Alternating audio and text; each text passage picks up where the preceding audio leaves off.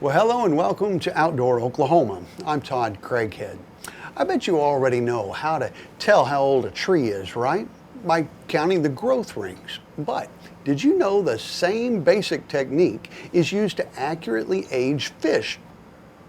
A small bone in the fish's inner ear, called the otolith, adds a layer of material every single year. So just like a tree, fisheries biologists can look under a microscope and accurately age a fish. Knowing the age of fish in any body of water can tell biologists here at our Fisheries Research Lab in Norman a tremendous amount of information to help them make management decisions. For instance, in nearby Lake Thunderbird, biologists sampled and aged crappie to verify that the lake had way too many and was therefore stunting their growth. A management plan was then put into place to stock saugeye into Thunderbird to thin out much of the stunning crappie population. And now, Thunderbird anglers are enjoying a more balanced, healthier population of larger crappie. A wildlife department that uses hard science to improve the opportunities for our state's outdoor enthusiasts. Just another reason to love Oklahoma and the adventures that await you.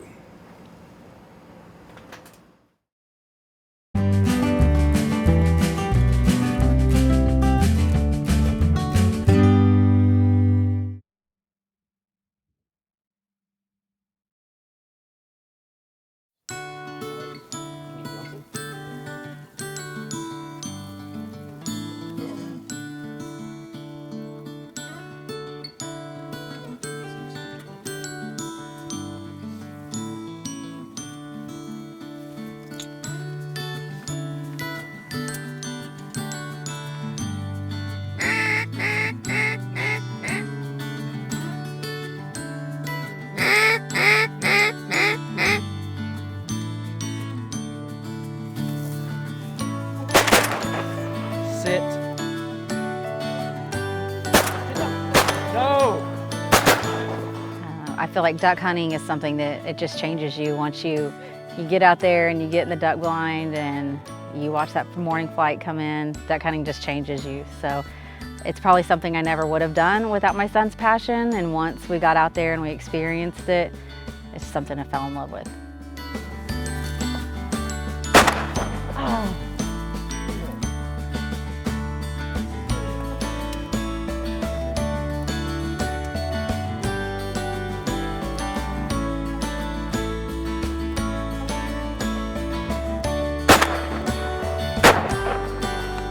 It's an experience watching the world wake up, going out before the sun is awake, and watching just the world come to life is an experience you can't get anywhere else.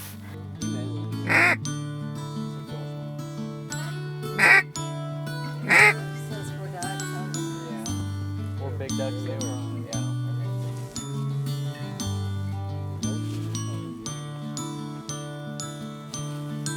I'd say the best part about hunting with my mom is just getting to experience something that most people don't get to experience with their mom. Most people don't get to go hunting with their mom or spend time out in nature at 4 in the morning and wait till the ducks come cupped in, feet down in the decoys. Most moms just don't want to do that, so it's pretty fun.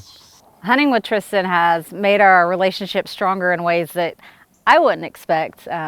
We learn each other's strengths and weaknesses on a whole different level. We learn communication on a whole different level. How far we're willing to push our boundaries. And it's not something you can learn on your just day-to-day home life or work and school life. It's getting out there and really knowing a different side of each other. Started hunting about 11 years ago when my son was about 6 years old. Ever since he could form a sentence, all he talked about was hunting. I didn't grow up hunting, and we didn't have any family that hunted, but he just had it in him. And so when he was 6, we took him, or him and I both went out for his first squirrel hunt. And then we went from there. We started off on squirrels, and then once he went duck hunting, that was it from there. I'd say I do most of my hunting with my mom. I live with her, so she's the first person I ask. And it's really affected our relationship in a good way. Because, like I said earlier, most people don't get to go hunting with their mom. Most moms don't want to get up that early. They would rather stay in bed. And she wants to get out and cook breakfast in the duck blind at 5 in the morning after we set up the decoys and get the blind brushed in. And at really helps us get patient with each other and really just helps our bond grow. Most of my friends think it's pretty interesting because their moms don't want to do it. Their moms, you know, don't bring the duck inside, or I don't want to see pictures of you killing ducks or videos. I'd say she was an amazing hunter. She learns and retains everything that I learn, if not more. She's the one that helps me scout for all these ducks and geese, and you know, I can talk to her just like I'm talking to a guide.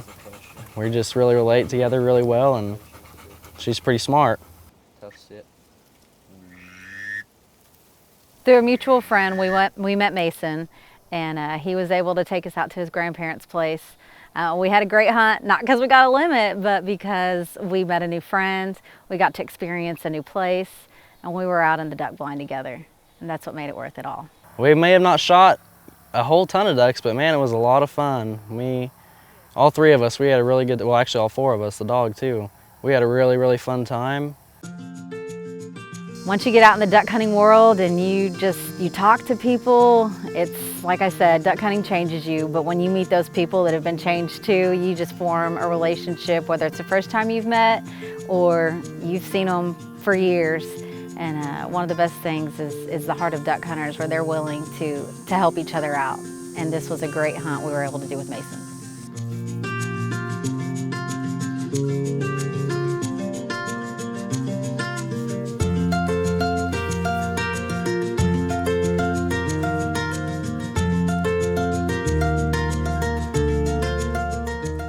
I hunt because it's something different. It's something that changes you because, I don't know, it's hard to explain, but once you go hunting and you just get to see everything that God put on this earth that wakes up, it changes you and you just want it every morning. If there are any parents out there that have kids that are just begging them to go hunting, that aren't used to hunting, didn't grow up hunting, my advice would be to just do it. Get out of your comfort zone, take them out there, you know, watch videos, ask questions, read books. The information's out there. That's how we learn, just asking questions, watching videos, you know, just trying to educate ourselves. I would say don't let age scare you off either. We've gotten my niece out there. When it was warm, she was able to get out there in the duck blind and diapers. She got it, and now she's 4 and she has an absolute love for it. So introducing it at a young age is something I would strongly suggest to parents, but I'd also say get out of your comfort zone, get out there, and don't give up, because it's worth it. What? Alex, quick.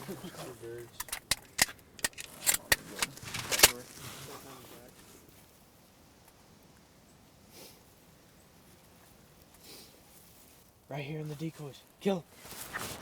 Good boy. Tough.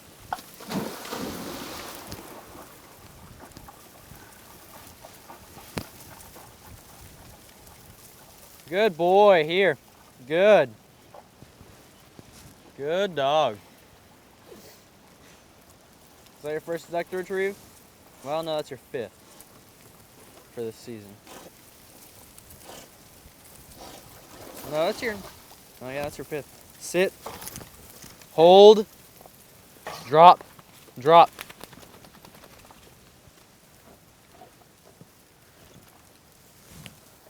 Heel.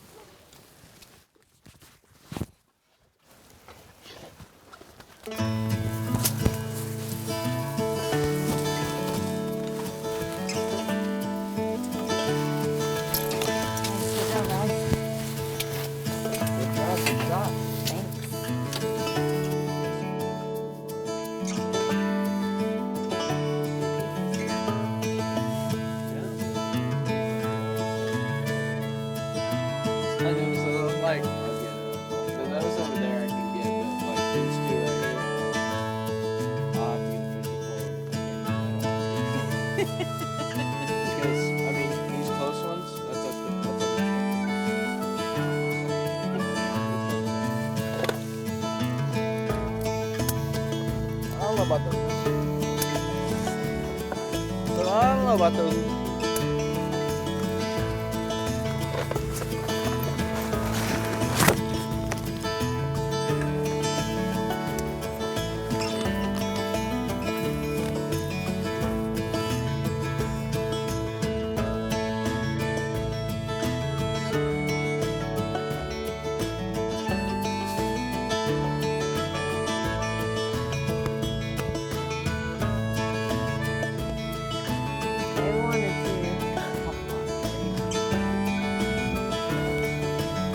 okay. We'll probably have one coming 2 inches from my face in about 10 seconds.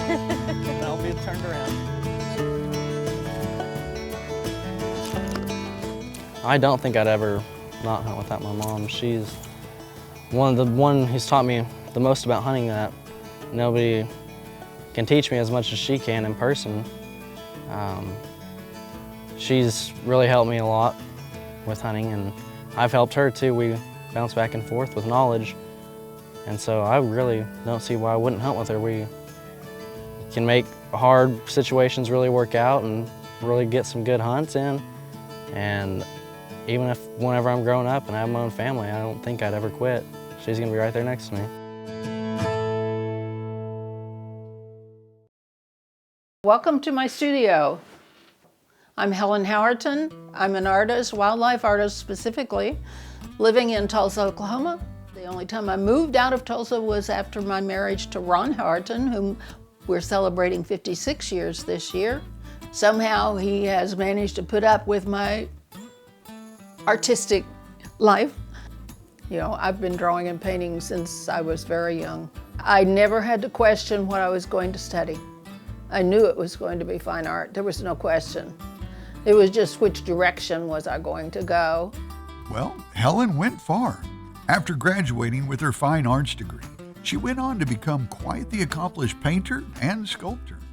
Highlights include Oklahoma Ducks Unlimited Artist of the Year, being a part of the Oklahoma State Capitol Permanent Collection, and solo and group exhibitions all over the country. Helen is also a master signature member of Women Artists of the West. She follows her active imagination, always getting inspiration from the great outdoors. Place to hunt and me another. At that time, I usually sat on the ground to hunt, but there was an old tree stand there. And I thought, well, I'll see if I can climb up in that tree stand. But when I started to go up, the steps were rotted.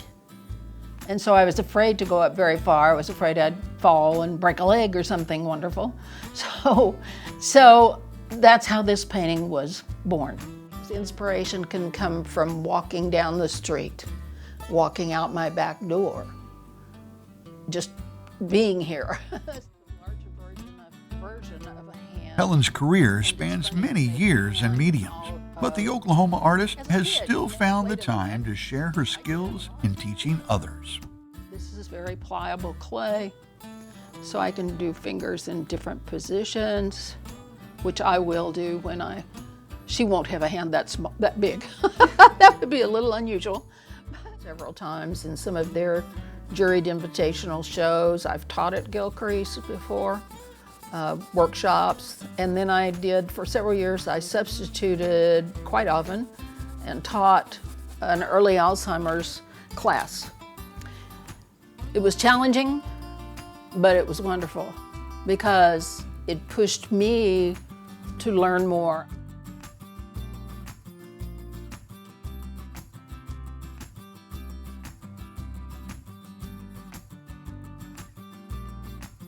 You need some type of escape for yourself. If you haven't noticed yet, my personal philosophy is you have to have a sense of humor about life, otherwise it will put you down. But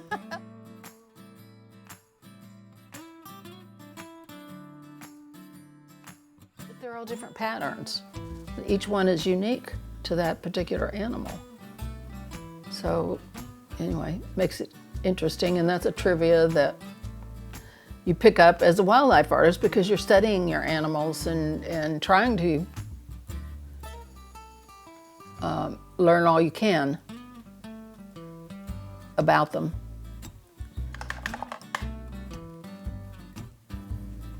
I can't be anything but myself, you know? And I can't apologize for being myself either. So if somebody doesn't like it, then they just don't like it. So it's the Pampers. And we wouldn't want it wipes. any other way. Helen's talents will continue to inspire and enrich the lives of all who love the outdoors. Thanks, Helen, for the inside look of your studio.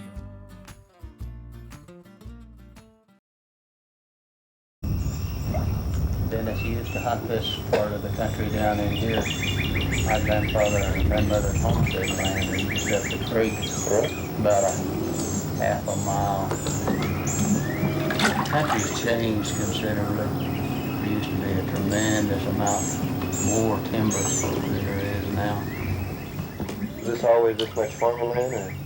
Yeah, there was a lot of farming land in it. Probably one of the biggest changes in it is all of the big pecan timber is gone. There's times whenever you can go through those big pecan orchards and then see 50, 75 squirrels, no problem at all. Of course, a big part of the thing then was that pecans were cash crop in this part of the country too. Much hunting pressure? No, very seldom.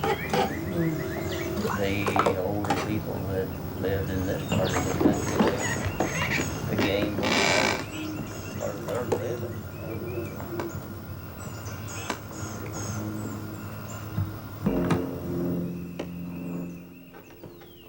Okay.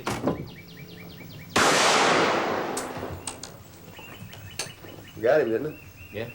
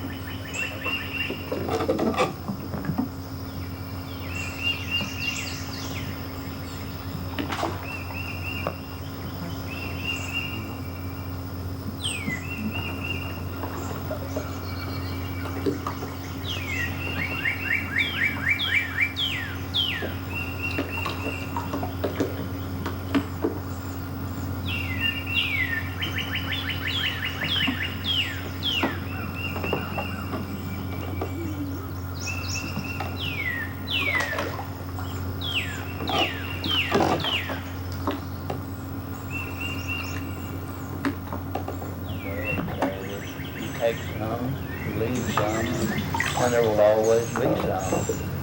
For conservationists in their own right, although maybe they didn't know what they were doing, but they never took more than they could use. Yeah. More than the family, next door or something like that. We have a real liberal season on squirrels all the way around. 10 squirrels. There's no way that that you can use 10 squirrels as far as the nest of squirrels.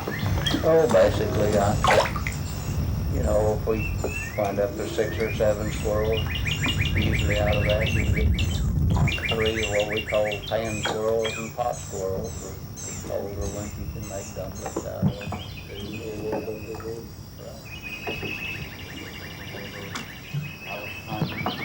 My grandmother telling me that there were a lot of turkey in this part of the country. You seen him? Yeah. Take him. Okay.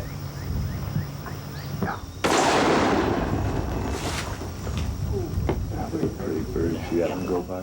Yeah. There's too much.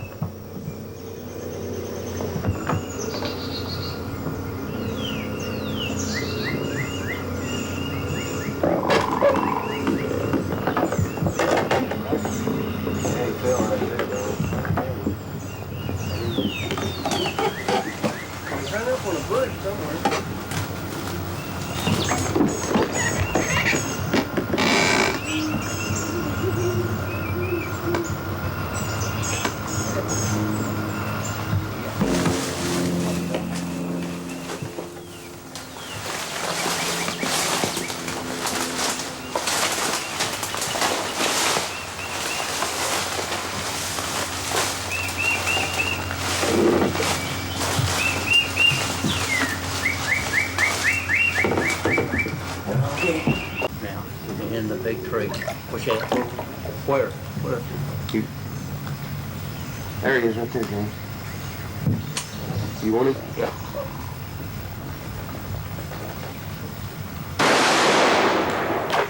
Don't need no second shot on that one. Left in the old dead snag there. take him if you can get a shot on him. Can't see him.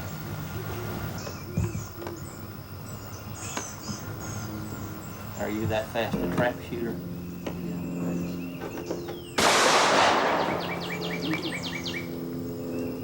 You see where he fell? Yeah, I see him. We'll mark him down in the brush there.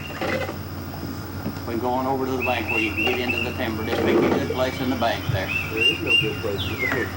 The poison or the more poison oak, the better. Well, that's a pretty good shot. I could have probably done better from the back end of the boat, but you didn't give me a chance there. I took you through on that one. Get on a little longer. It takes me a little longer to get on them.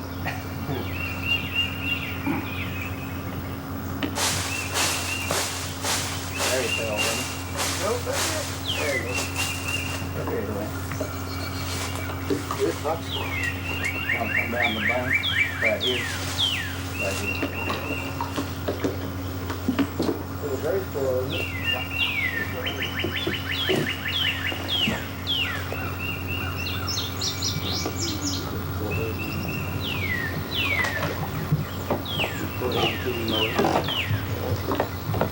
Gonna pull it? Yeah, I think we've had a pretty good morning all the way around. Might as well kick in. Go ahead and loosen the little motor, let it on down. Let's see what we got. Put them up in the front of the boat.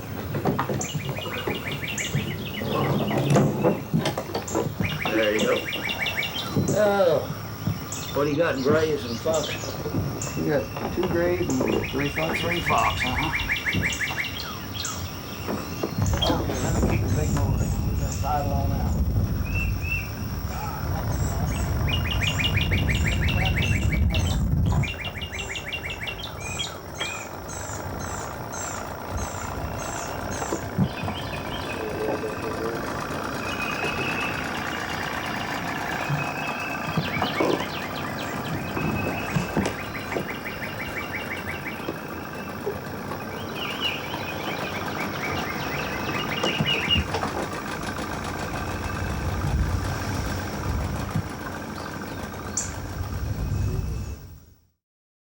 I am so thankful for the Wildlife Department's hunter education classes. Going through a hunter education course is a great first step in becoming a hunter. And it's free, so you can't beat that. Hunter education gave me information I needed to be safe in the field while hunting. The class also helped me pass on the tradition of hunting to my own kids. And these memories in the field will last forever.